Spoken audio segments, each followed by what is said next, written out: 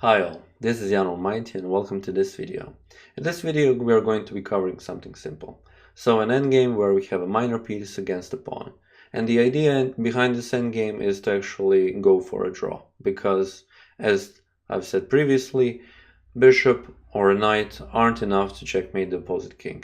You would need at least one bishop and one knight, or you would have to need a king or queen, yeah, and so on. So essentially, we need to satisfy ourselves with a draw here.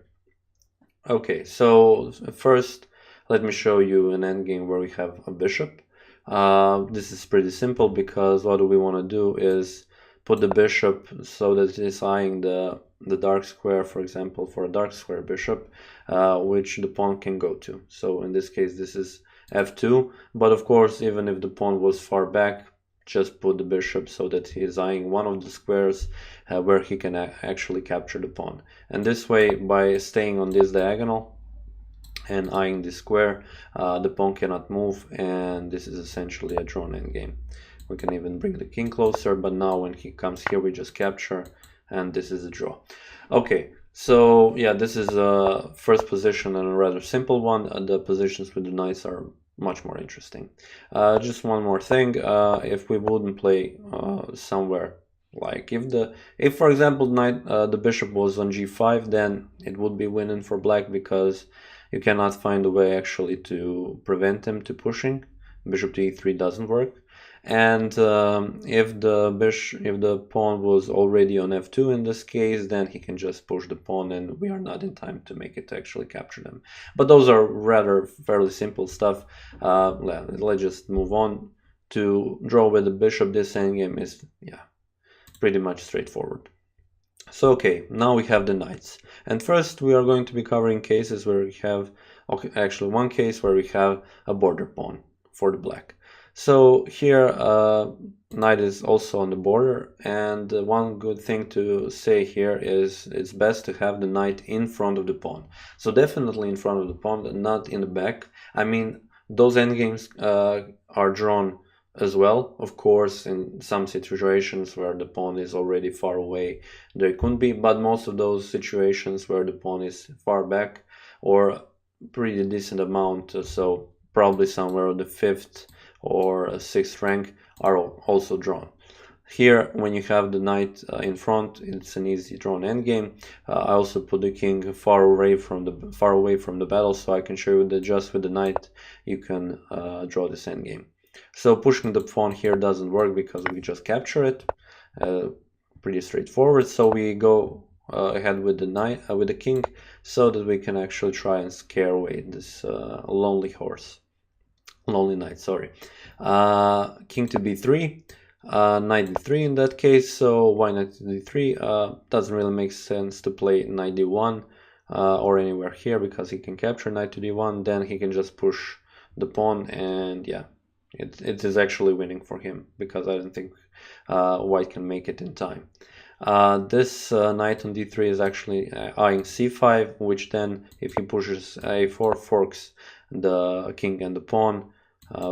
King needs to move and we are capturing the pawn again.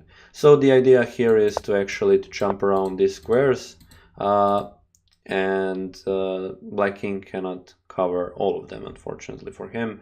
And yeah, he needs to satisfy himself with a draw, and we can just repeat those moves when he finally pushes the pawn. We just capture it. In the next position, we have a situation where the pawn is a b pawn, so not a border pawn. Also, one interesting thing, the knight is now behind. I'm also going to show you the case. So, for example, here the best move, knight e4. If black plays king to d4, and we put essentially the knight in front of the pawn, now just by moving the knight around, jumping around, the black king cannot push him away. So we just jump on the other side, and yeah, this is essentially it. Yeah, this is a drawn endgame. But okay, if black doesn't play king to d4, if he plays king to c2, which is the best move in this situation, because he is eyeing these two squares, so which can help our knight to actually cover b1, we want to go back. So that's not a natural move, I would say at first, but a move where you actually gotta think and outsmart your opponent. The idea behind this move is to jump to c4 and then on a3, because if he pushes and pushes, we can actually fork the king and the queen, or the other piece he promotes, and actually draw the endgame. So yeah, essentially what can he do now? He can go back, but then we would have the same situation. So if he pushes, like said previously, this is a drawn endgame. So one very important thing in this endgames with knights, you should always think about situations with the forks, because those situations will be really helpful to achieve the end result that you really want. And okay, one final position. Here also we have a situation where the knight is in the back. A very interesting position from this standpoint, because now black is already promoting to queen, but now with the checks, because the black king is in the corner, we can actually check him forever. I mean, it is a threefold repetition, but he can either take the knight here or move the king. Either way, take the knight here or move the king. Either way, he is in the corner and he cannot go out. So okay, yeah. This is it for this fairly simple endgame and a fairly simple video. As I've said, I'm preparing something much more interesting for the weekend. And yeah, that being said, I would like to thank you for watching this video, and I will see you next time.